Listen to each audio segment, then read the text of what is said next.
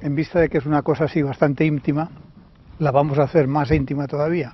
Con lo cual, lo que antes de empezar voy a hacer es preguntaros a alguno de vosotros qué es lo que esperáis oír. A ti, por ejemplo, ¿qué esperas oír? ¿Qué es lo que venías a escuchar?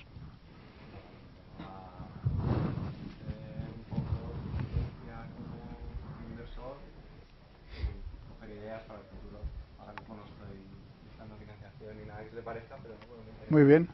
Tú, por ejemplo, ¿qué te gustaría saber? Yo tengo la suerte de haber podido ya en un par de ocasiones. Y no te he cansado. No me he cansado. Eso sí, pero bueno. Ya, sí, que seguir aprendiendo.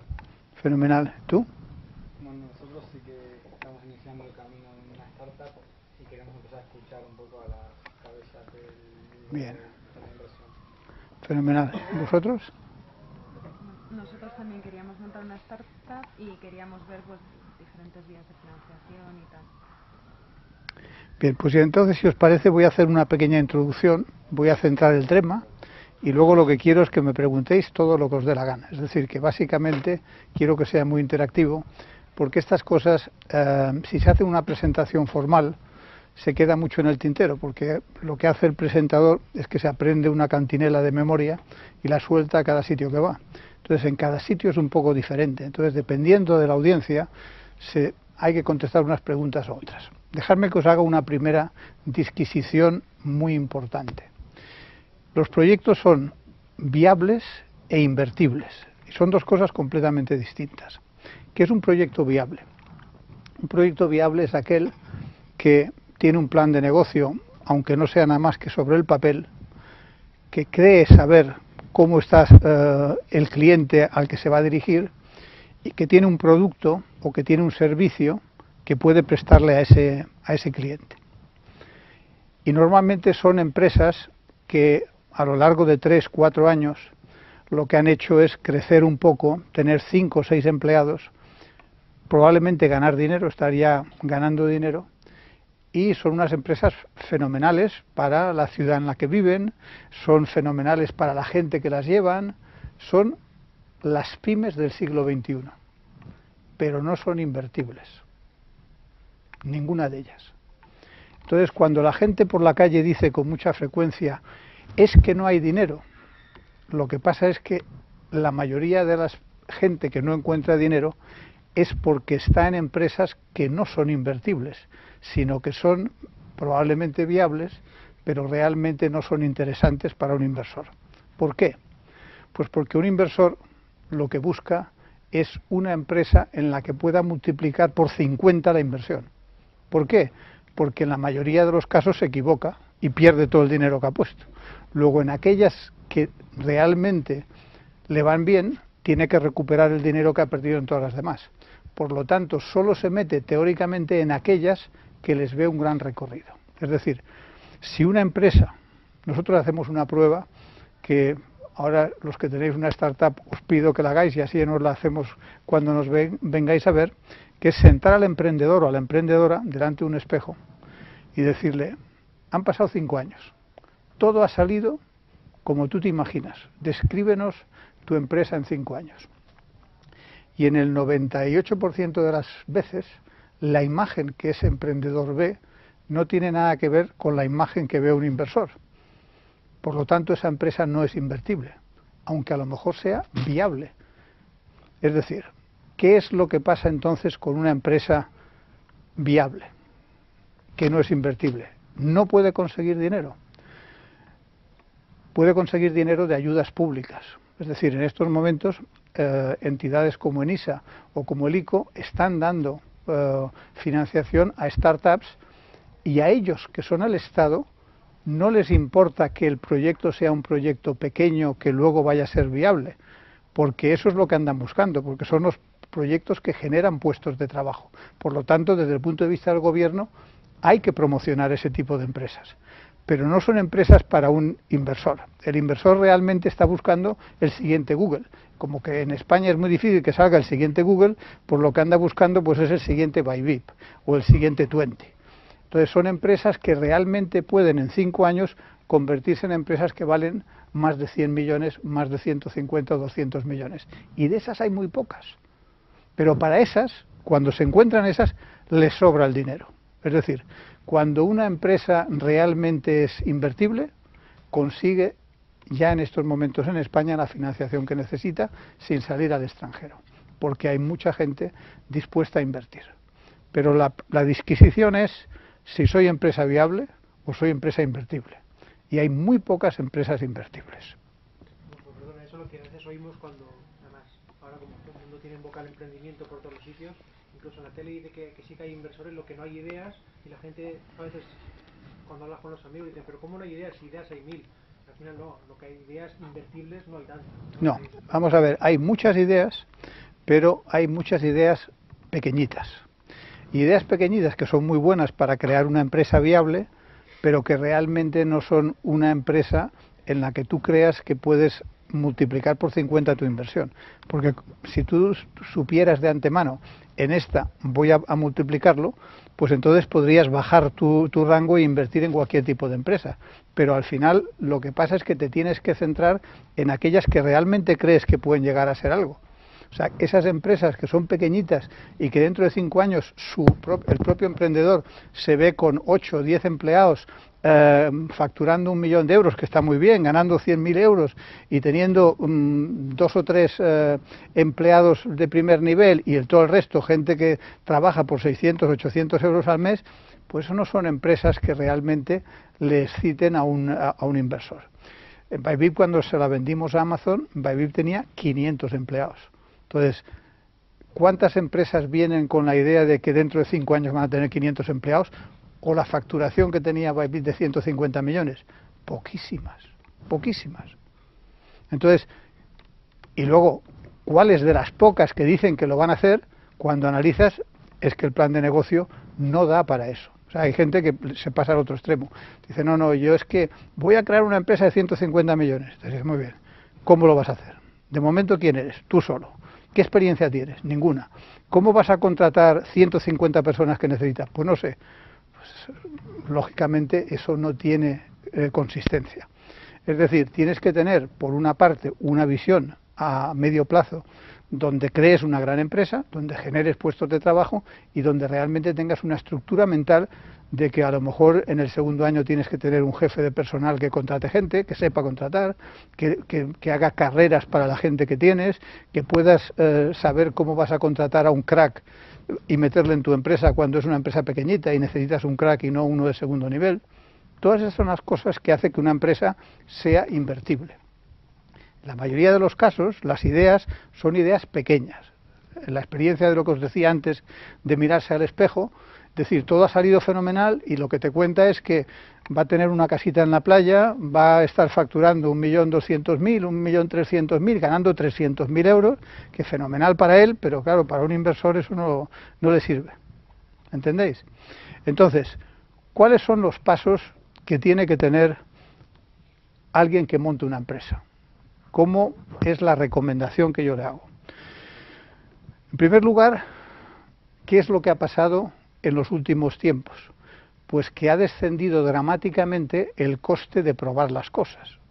Es decir, tú antes querías hacer un negocio de comercio electrónico y como tuvieras como mínimo 25 o 30 millones de pesetas, que es el equivalente a 200, 300.000 euros, no podías ni empezar, porque es que la tecnología te valía eso. Hoy en día te puedes montar una tiendecita de comercio electrónico muy guay por 10.000 euros, para probar si eso funciona o no funciona. Es decir, que no tienes que hacer grandes inversiones hasta que realmente sepas que tu modelo funciona. Entonces, el planteamiento tiene que ser siempre que el emprendedor o la emprendedora se plantee de qué manera, a un coste muy bajo, puede hacer una prueba de que el modelo que tiene en la cabeza funciona. Tienes las redes sociales, tienes la capacidad de probar con tus amigos en las redes sociales, oye, ¿qué opinas de esto? Estoy intentando lanzar este proyecto, ¿qué opinas de él? Y cuando tienes un feedback de toda la gente que está a tu alrededor, te das cuenta de realmente si tienes una idea que tiene tirón o es una idea que realmente no le interesa a nadie. Y si no le interesa a nadie, es mejor que lo dejes y busques otra. Porque lo que te aseguro que no pasa es que porque te pongan dinero, la idea va a surgir. Dime. En el caso de una idea con un fuerte componente tecnológico, que implica una cierta labor de I+D, sí, la idea puede ser muy buena, pero yo tengo un proyecto que va muy ligado a la I+D. Entonces, digamos, el feedback que estoy recibiendo es bueno, es una idea vistosa, pero a nivel... Perdona, ¿puedes hablar más alto? Es que no se oye. O le dais micrófono o algo. Si no, luego repito yo la... Un proyecto de base tecnológica que tiene una fuerte carga de I+D, testear la idea conceptual pues puede ser fácil, creo yo, para recibir ese feedback, pero para testear un poco la utilidad de la idea, que cuando tienes que pasar a un prototipo que a lo mejor no requiere de una fuerte inversión también, aunque sea un prototipo. Bueno, verás, ahí yo creo que es una disquisición muy interesante, pero te voy a explicar también cómo ve el inversor eso en España y en otros países, porque no tiene nada que ver lo uno con lo otro. Es decir, si tú en un país como Estados Unidos tienes una idea tecnológica muy avanzada, encuentras gente que, como tienen tanto dinero, invierten por si realmente eres el próximo Google. A ver qué pasa. Eso en España no pasa. Es decir, en España nadie invierte porque le ha parecido muy bien la idea. Entonces tienes que hacer un desarrollo. ¿Cómo se consigue desarrollar en España antes de poder buscar inversores? A través del CEDETI. El CEDETI lo que tiene es fondos para financiar tecnología punta. O sea, si tú convences al CEDETI de que lo que estás desarrollando es tecnología punta, el CEDETI te financia. Y entonces, el siguiente paso es cuando tienes un prototipo que te ha financiado el CEDETI y ya estás a un año de comercializar, es cuando puedes buscar a un inversor o a varios inversores para que te ayuden a sacar la empresa adelante, creando una empresa grande. Si cuando has hecho el prototipo y has visto que la tecnología funciona, lo que tú has dicho que iba a hacer lo hace y realmente tienes algo que merezca la pena. Pero el conseguir un inversor en España simplemente con la idea, por muy potente que sea, es muy difícil. Es muy difícil. En cambio, en Estados Unidos o en Alemania es probable que se consiga. Es decir, yo he visto casos en Estados Unidos de empresas que realmente, cuando han planificado y han dicho que necesitaban 3 años para desarrollar el software, la gente ha dicho que muy bien, que el concepto les parecía fenomenal y han invertido sabiendo que durante 3 años iban a estar pendientes de a ver qué es lo que terminaba haciendo esa persona. Pero en España eso, desgraciadamente, no pasa. En estos momentos lo que sí consigues es una ayuda del CEDETI que te puede hacer pasar ese año y medio, 2 años de desarrollo, que es clave para luego buscar inversores. Pero es muy difícil conseguirlo de un inversor. Si tiene una parte importante de I+D, donde todavía hay muchas más incógnitas que cuando inviertes en un negocio más o menos palpable, pues es muy difícil de buscarlo en España. Es decir, que si tienes una idea muy potente y realmente sabes lo que quieres, probablemente tienes que buscar ese dinero fuera de España. Y hay canales en estos momentos en España, aceleradoras, que están, por ejemplo, nosotros colaboramos mucho, que se llama Topship Labs, y estos lo que hacen es que funcionan con la cadena que tienen los beta, gamma, sigma de todo el mundo, de las grandes universidades. Entonces, estos tienen la posibilidad de un proyecto que les parezca bien, a lo mejor trasladarlo a Estados Unidos o ponerlo en otro sitio. Eso es lo que hay que hacer. Es decir, una de las cosas que hay que analizar bien es, con el proyecto que yo tengo, quiénes son los actores que hay en el mercado que me pueden ayudar. Y en el caso, ya te digo, de tecnología y tiempo de desarrollo, I+D puro, el primer paso es el CEDETI. ¿De acuerdo? Me interrumpís cuando queráis, sí. Hay muchas propuestas de modelos ya validados que tengan un acercamiento serio a temas del bienestar. Se muy en serio validar el modelo antes de llevar a los sitios. Todavía no en España, pero cada vez es más habitual fuera. En España la gente tiene la tendencia natural a copiar las cosas que ve de fuera. Y dice, bueno, es que esto lo he visto en Estados Unidos y en España no lo hay y voy a montar esto. Yo creo que primero hay cosas que no viajan tan bien de un país a otro, y segundo, cuando ya eso te lo han dicho 27 del mismo sector, estás tan harto de oír presentaciones que vas a hacer lo mismo que han hecho otros 27, que el inversor desconecta y no invierte. O sea, al final, si vas a hacer una copia, tienes que ser el primero, o tienes que tener un equipo brillante, o tienes que tener mucha capacidad de convicción para que un inversor invierta. Pero sí, en estos momentos en España, la mayoría de los proyectos son proyectos copiados de otras cosas. Nosotros estamos cada vez más buscando proyectos nuevos y estamos invirtiendo, acabamos de invertir en uno que es completamente nuevo y que no es copia de nada, que es lo que a mí me gusta, pero es difícil porque es más fácil copiar que inventar. Más preguntas. Al final eso me recuerda que Caviedes una vez dijo que desde el punto de vista del emprendedor, si busca financiaciones, tengo una idea, busco al inversor para conseguir clientes. Y desde el punto del inversor, tienes una idea, consigue clientes y luego ya veremos invierto. Bueno, la mentalidad de Luis es muy financiera y ese planteamiento le ha ido muy bien y por lo tanto no lo va a cambiar. Pero yo creo que hay distintos players en el mercado que tienen mentalidades diferentes. O sea, una de las cosas que yo digo siempre a la persona que está buscando capital es que lo primero que tiene que hacer es lo mismo que cuando estás buscando un puesto de trabajo. O sea, tú puedes, si estás buscando un puesto de director de una empresa, tú puedes coger y mandar 500 currículums a 500 empresas. Probablemente no te emplee ninguna. El otro que sabe hacerlo lo que hará será mirar 500 empresas, ver de esas 500 aquellas 5 que realmente le encantaría trabajar en ellas, meterse en LinkedIn, analizar perfectamente quiénes son los directivos y empezar a hablar con 27 directivos de 5 empresas y al final mandarle el currículum a 2 o a 3 y ese probablemente consiga un trabajo. Bueno, pues con el inversor es lo mismo. O sea, la gente al principio lo que hace es decir, bueno, aquí hay un listado de 20, se lo mando a los 20 ala. Además todos nos conocemos porque es una empresa pequeñita y dices, oye, ¿tú has visto a fulanito de tal? Pues no, pero le veo pasado mañana. Es que no tiene ningún sentido. O sea, lo que tienes que hacer es entender que hay gente que se arremanga. Luis, por ejemplo, no se arremanga nunca.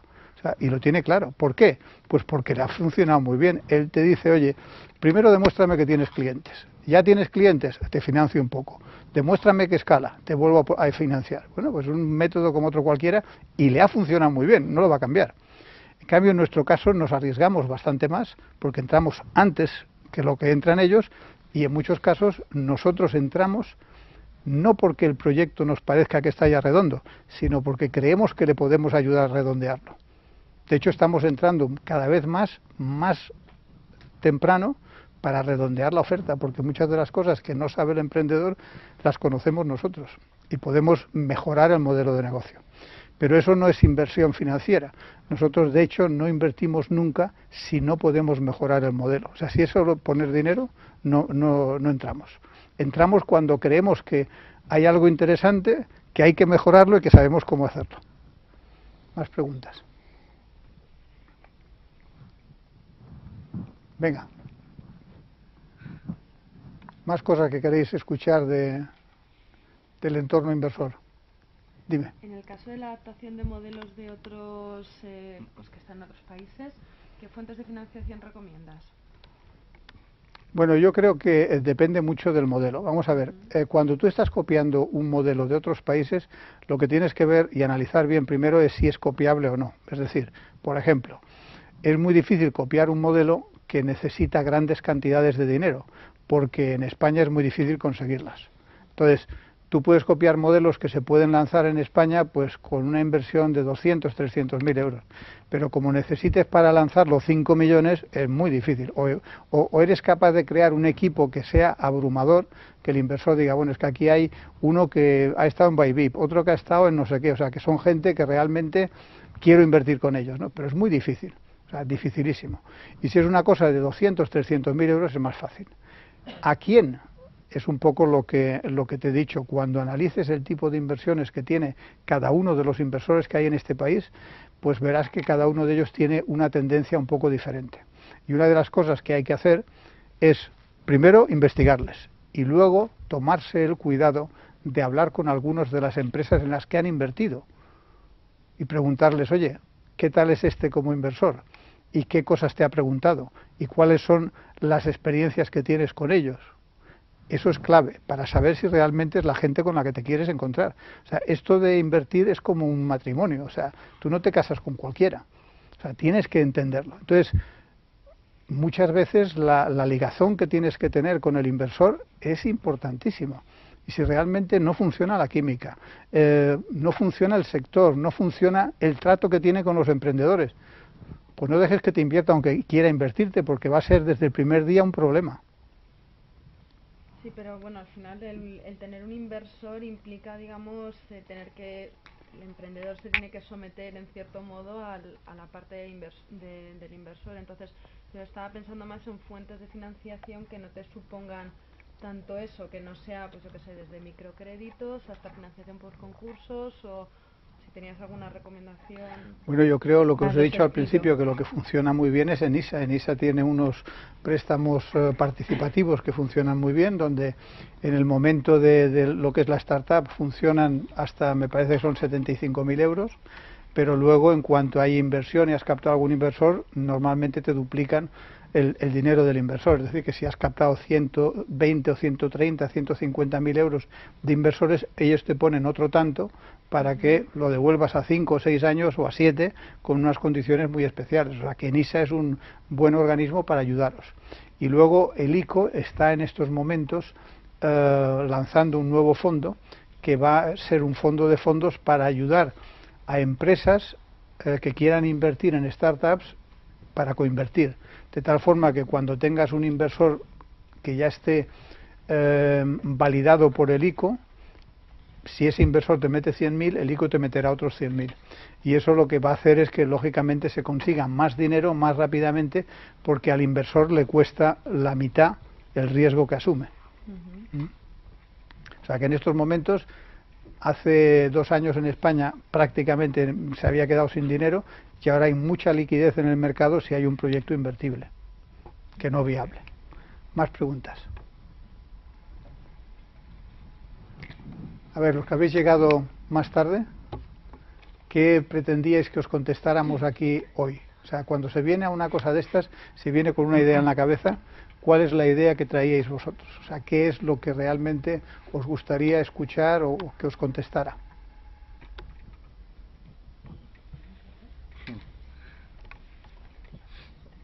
Venga, dime. ¿Qué es lo que te convenció de invertir en Bybit? Porque previamente, antes de Bybit, ya existía Privalia, ¿no? Y también existía 20 Privé. ¿Qué es lo que viste en Bybit de diferente? No, Privalia no existía. Privalia se creó un día después de Bybit. Pero existía Banprivé. La historia es muy divertida y te la cuento.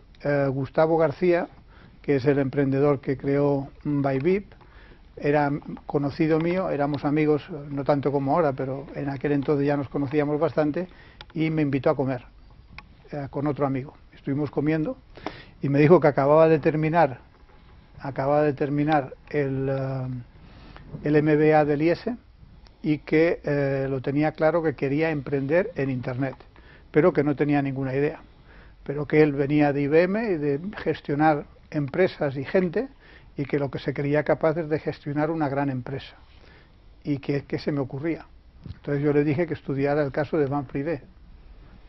Y me llamó a la semana y me dijo, vamos a copiar a Banprivé, vamos a mejorarlo y se va a llamar Bybit. Y yo fui su primer inversor. Más preguntas. ¿Qué perfil tiene el emprendedor en el que inviertes? ¿Qué trayectoria? Uy, eso depende mucho. Mira, vamos a ver. Yo creo que generalizar es siempre malo, porque siempre hay cosas que realmente no cuadran, ¿no? Pero en general, las ideas más disruptivas vienen de la gente joven. ¿Por qué? Porque no saben que es imposible. Esa es la razón. La gente joven no sabe que algo es imposible. Y como no lo saben, lo intentan. Y a veces les sale.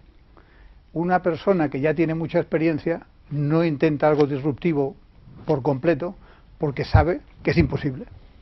Entonces, nos gusta equipos consolidados de gente con experiencia, cuando creemos que la empresa va a necesitar 500 empleados para hacer lo que nosotros creemos. Cuando realmente es una empresa muy de Internet, donde a lo mejor con 50 personas vas a revolucionar un sector, prefiero apostar por gente muy joven. Porque cuando estás revolucionando un sector, si provienes del sector, sabes la cantidad de cosas que son imposibles. Y es imposible que tú cambies nada. Sin embargo, viene uno joven que no tiene ni idea, y como no sabe que es imposible, va y lo hace el tío. Más preguntas. ¿En qué momento buscas tú la salida con inversión? Esa es una pregunta muy buena, es una pregunta muy buena porque tiene una respuesta cambiante. Cuando empezamos cuando hice las primeras inversiones en Internet en el 94, 95, 96, hasta el 98, el periodo medio de desinversión de una empresa de Internet eran 3 años y medio. Cuando creamos DAD en el 2006, el periodo medio era de 5 años. Y hoy está en 7 años y medio. ¿Por qué? Porque el mercado se ha puesto mucho más difícil, porque la gente no quiere ver solo futuribles, sino quiere ver planes de negocio que se han ejecutado bien, y porque, como yo digo siempre, los primeros 2 años de una empresa de Internet no sabes si es macho o hembra. Con lo cual, pasas 2 años intentando centrarla, luego 2 años intentando buscar el modelo de negocio, y cuando realmente escala el modelo de negocio es cuando empieza la gente a decirte, oye, me gustaría comprarte la empresa o quiero entrar, etcétera. En general, lo que intentamos es irnos con el emprendedor, porque una de las experiencias que tenemos es que el emprendedor se quema normalmente entre los 5 y 6 años. Es decir, lo ha pasado tan mal, porque es que emprender es una labor muy dura. Pero lo ha pasado tan mal, en muchos casos ha divorciado, etcétera, que a los 5 o 6 años, sobre todo si ha sabido generar valor y empieza a tener ofertas, está deseando decir, ¿sabes qué te digo? Ahora me veo rico, me voy a ir 1 año a las Bahamas para recuperarme y dentro de 1 año volveré y a ver qué se me ocurre. Ese es el momento en el que lo salimos. Pero la contestación, como te he dicho, ha ido cambiando con el tiempo. Más preguntas, sí. ¿Cree usted que es una moda ahora emprender?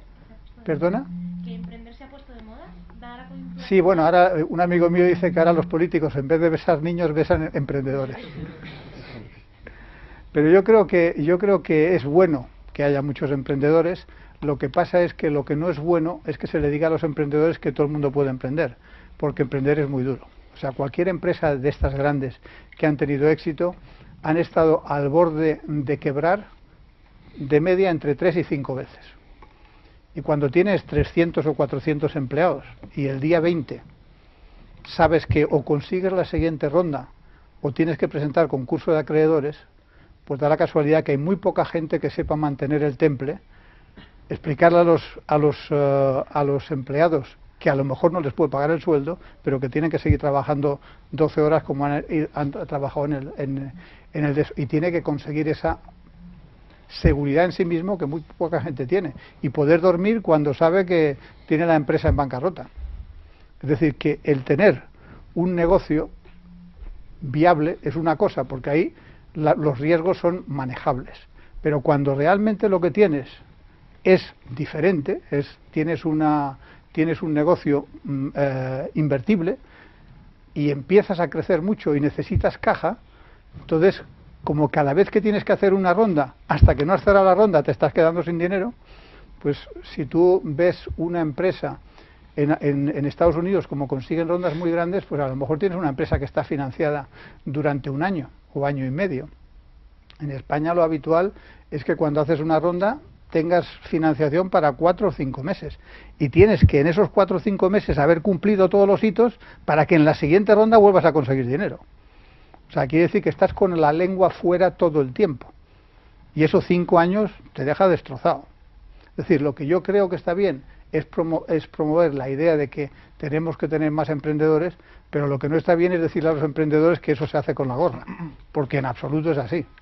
¿Puede decir que es una moda peligrosa, entre comillas? Es una moda muy peligrosa, porque lo que no puedes hacer a la gente es decirle, oye, capitaliza el paro y móntate una empresa. Perdona, tienes que saber qué es lo que quieres hacer y tienes que saber que una cosa es hacer una empresa viable. Eso es mucho más sencillo, entre comillas, porque si tú, imagínate que eres ingeniero y eres un buen ingeniero, pues oye, siempre habrá alguien que esté dispuesto a pagarte por un proyecto. Pues lo que tienes que hacer es buscarte clientes que te paguen por el proyecto y luego vas contratando a gente que te ayude y poco a poco vas creando una empresa autosuficiente. Pero eso no es emprender, eso es ser empresario pequeñito, es crear tu propia pyme.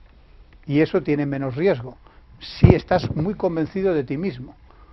Es decir, al final ahí no necesitas un inversor, lo que necesitas es estar convencido de, oye, yo soy bueno en esto y con esto me voy a ganar la vida. Pero lo que no se puede hacer es decirle a todo el mundo que a lo mejor estaría fenomenalmente viviendo de su propia capacidad, que puede montar una empresa de 500 empleados, porque para eso hay que tener otras cualidades. ¿Más preguntas? Sí, bueno, en relación con la pregunta anterior que nos dijiste, ¿cuándo sales de una inversión? ¿Cuándo entras? ¿Qué parámetros son los que gobiernan esa decisión? Bueno, en nuestro caso entramos muy al inicio y, como he dicho antes, cuando vemos que nosotros podemos poner algo de dinero, invertimos entre 50 y 150.000 euros y somos capaces de mejorar el modelo de negocio porque es un entorno que conocemos bien. ¿Tendrás un ROI esperado, ¿no? En ese tiempo? No. Vamos a ver, cuando tú inviertes en una empresa, sabes que es o vas a conseguir 50 veces lo que has puesto y por lo tanto el ROI siempre será estratosférico, ¿de acuerdo? O no entras. Entonces es lo que te decía antes. O sea, lo que no hace el inversor es invertir en una empresa donde va a conseguir un ROI del 10 o el 15%. Es que eso está muy bien para un inversor a lo mejor tradicional, pero para un inversor de capital semilla que se arriesga mucho porque está metiéndose en empresas donde muchas de ellas van a caer, lo que necesita es otra cosa, ¿entiendes? Entonces buscamos aquellas en las que el recorrido es muy grande. ¿Una pregunta tenías? ¿Qué tiene más garantías de éxito? ¿Un potencial océano azul y una realidad disruptiva o una copia perfecta mejor de la original? Yo creo que las dos.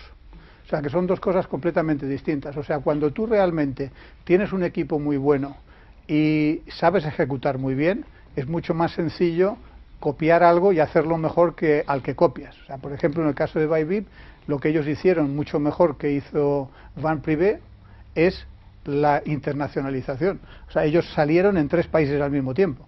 Eso hay que tener mucha capacidad organizativa para hacerlo. Entonces, ahí lo mejor es tener un gran equipo.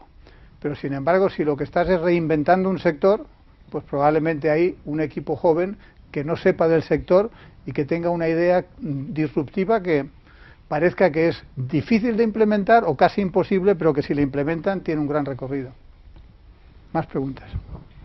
¿Se le puede presentar a un inversor una muy buena idea, pero en un papel o en una presentación bonita, o es estrictamente necesario tener un beta funcionando, ciertos clientes, un modelo de negocio medianamente comprobado? Es una pregunta que la respuesta depende del inversor. Es decir, nosotros vemos cosas muy básicas, todavía sin plan de negocio. Pero la mayoría de los inversores quieren ver por lo menos un mini plan de negocio. O sea, que depende mucho del inversor al que te dirijas. O sea, yo si veo una idea disruptiva en la que realmente hay un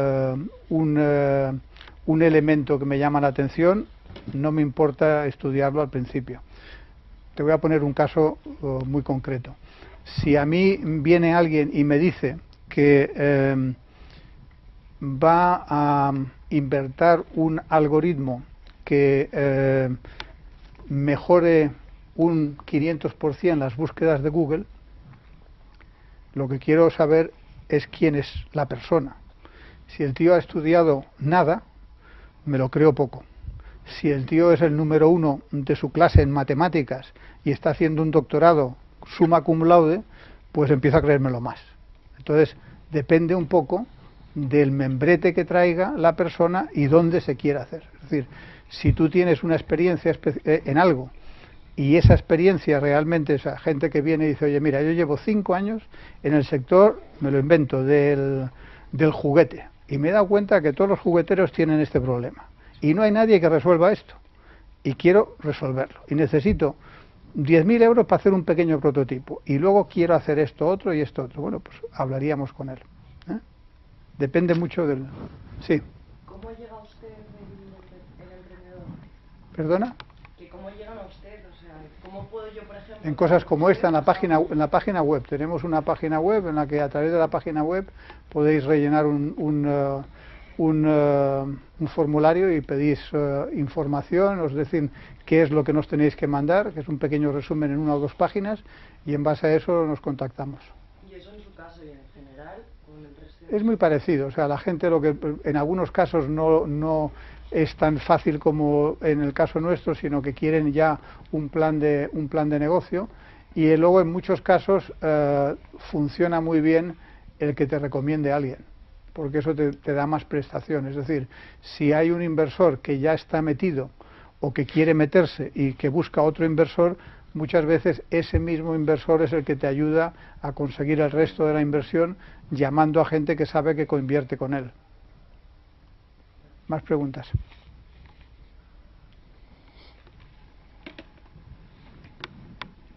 Vea que no hemos contestado todo. ¿Quiénes de vosotros queréis montar una empresa, después de la explicación que os he dado, que creáis que pueda ser invertible?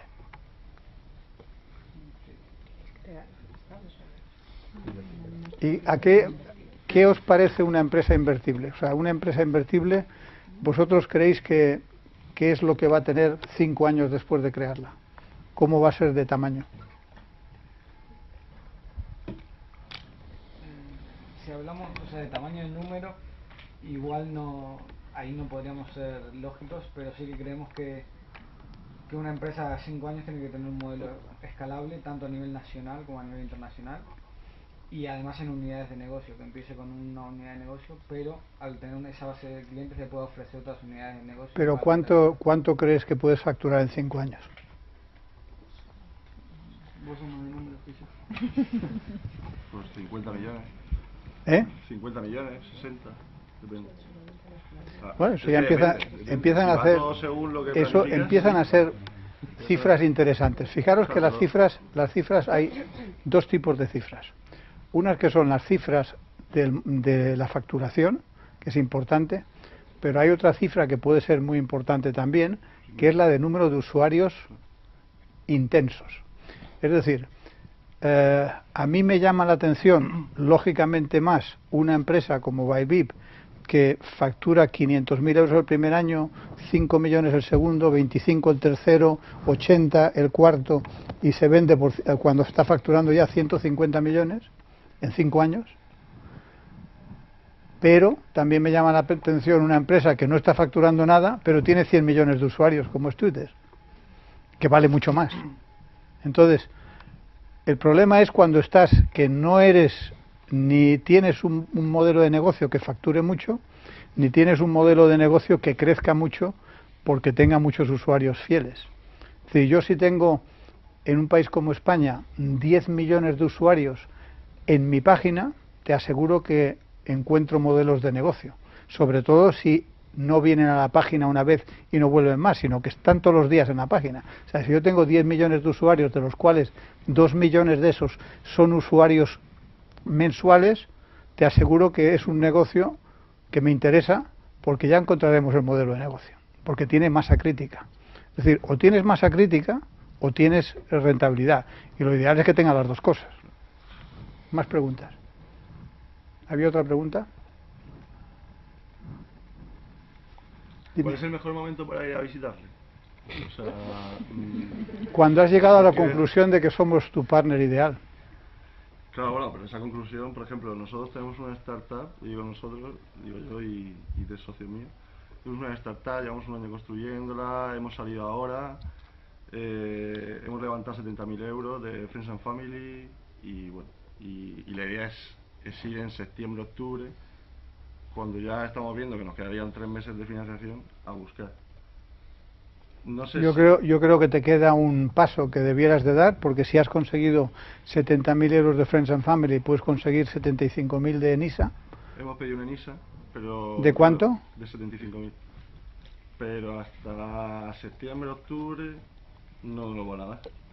Si es que no lo dan, que en principio... No llego a la parte financiera y en principio cuento con ello, ¿no? Porque yo conozco a una persona que se dedica a temas de I+D, a pedir financiación y tal. Y en principio sí, pero claro. No. ¿Y en qué ámbito de negocio estás? ¿En comercio electrónico? Es una startup digital, tecnología, pero dentro del sector hostelero.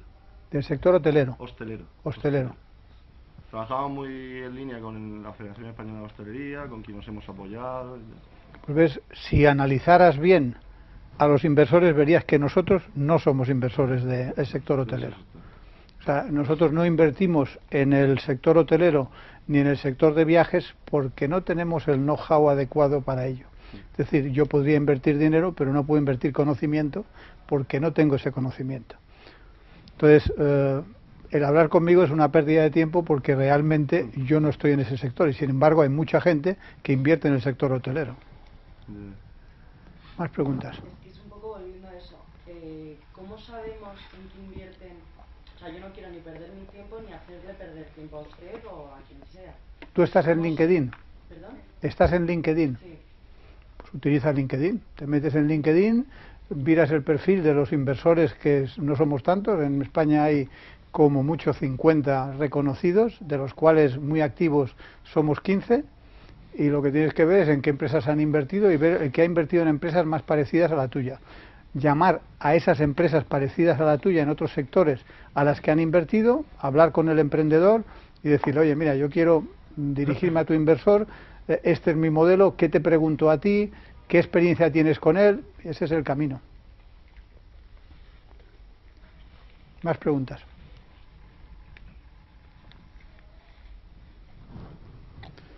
Vamos, todavía os quedan 10 minutos. ¿A usted qué le interesa ahora? En plan, si tuviese que invertir en algo, que más o menos en qué invierte. O sea, me puedo meter en su LinkedIn, por supuesto, pero aparte... No, es que depende mucho, porque yo no invierto en una cosa concreta, invierto en emprendedores que vienen con ideas concretas. Ahora, por ejemplo, acabamos de invertir en un tema de música, pero yo no tenía ni idea de ese tema hasta que vinieron unos emprendedores y me dijeron, oye, esto es lo que está pasando en el mercado, esta es la oportunidad que vemos y queremos llevar a cabo eso. Entonces les hemos ayudado, les hemos ayudado a generar el plan de negocio, hemos entrado como socios, les hemos metido en contacto con otro de nuestros socios que les está haciendo la tecnología y estamos haciendo la ampliación de capital para poder seguir adelante. Pero en este caso, ellos vinieron a nosotros, es decir, es muy difícil que nosotros digamos en qué nos metemos, porque depende del emprendedor que nos vea. Pero es un poco lo que hablaba antes, no sé quién lo ha preguntado, que ustedes son el tipo de inversor que también se meten en el proyecto. Sí, en nuestro caso sí, entramos muy al inicio y si es solo inversión financiera no entramos. O sea, entramos cuando, por ejemplo, a lo mejor él tiene un gran negocio en el sector hostelero, pero como no es un sector en el que yo me encuentre cómodo, ni tenga gente, ni experiencia en invertir en ese sector, pues prefiero no entrar. Pero es tecnología, ¿eh? Dentro del sector hostelero.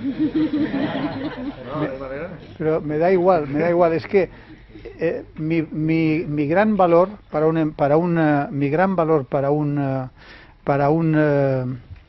emprendedor no es solo el que le ponga hasta 150.000 euros.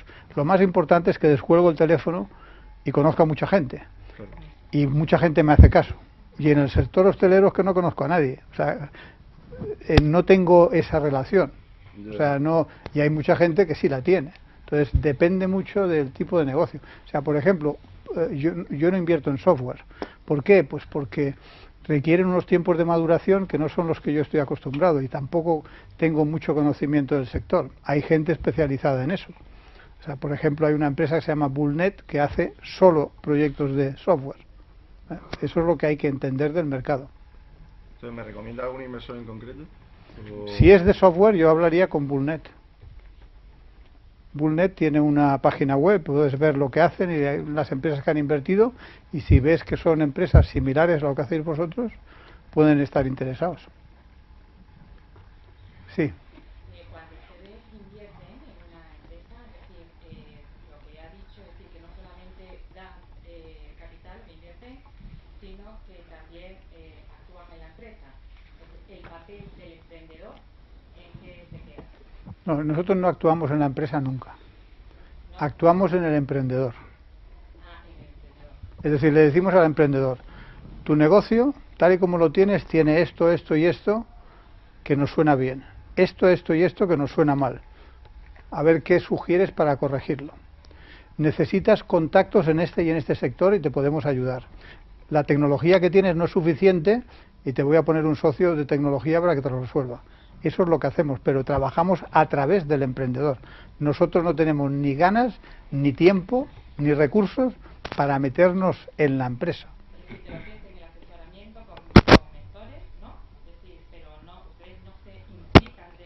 No. Como mucho estamos en el Consejo de Administración, nos reunimos con él 1 o 2 veces cada 2 meses, vemos cómo van las cosas, nos cuenta qué problemas tiene e intentamos ayudarle con los problemas. Nunca nos metemos en la gestión. 2 preguntas. Una, ¿cómo metéis más la pata? ¿Por omisión o por acción? O sea, ¿os arrepentís de no haber invertido muchas veces en alguna? Esa es una pregunta. Y la otra, en una inversión temprana, ¿qué parámetros usáis para valorar la empresa y decir mis 100.000 euros son el tanto por ciento?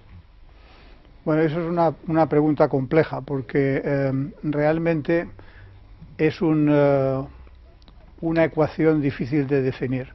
Tiene que ver con la oportunidad de mercado, el equipo directivo, el interés que despierte, el rango que tenga. Es decir, si yo me creo que esta empresa va a valer 100 millones dentro de 5 años, el discutir hoy si la valoración son 400.000 euros o 1 millón, me da exactamente igual. Prefiero llegar a un acuerdo con el emprendedor y decir, oye, pues tú dices que 1 millón, yo digo que 400.000, vamos a hacerlo en 600 y si tú me cumples el plan de negocio, estoy dispuesto a reconocerte tu valoración. Y si no lo cumples, me reconoces la mía. Y entonces, pues, o me compensa con acciones o yo le tengo que devolver acciones. Esa es una fórmula. Y luego el otro planteamiento, ¿de qué nos arrepentimos? Hombre, siempre te arrepientes de no haber entrado en una que la has tenido y que ha triunfado, pero casi siempre ha sido por alguna razón. Por ejemplo, nosotros, como invertimos entre 50 y 150.000 euros, por muy buena que nos parezca la oportunidad, si es muy alto la valoración no nos interesa entrar, porque para entrar con 150.000 euros y llevarnos un 3% de la empresa, que sabemos que con las iteraciones que va a tener de capital nos quedamos con una participación muy pequeña, no nos compensa. Más preguntas.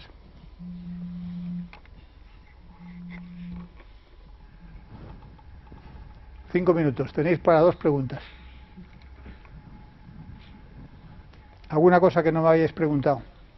Por ejemplo, ¿cómo se contrata a cracks? O sea, ¿cómo consigue una startup tener un gran equipo? Haciéndole partícipe. Haciéndole partícipe, pero sobre todo, ¿cómo haces partícipe a una persona que te dicen que es el número 1 de su sector y le están pagando 200.000 euros de que se vaya a tu empresa y que solo le puedes pagar 30.000? Bueno, solo en nuestro caso, por ejemplo, no sigue su trabajo, pero programa para nosotros y te da un porcentaje en la empresa.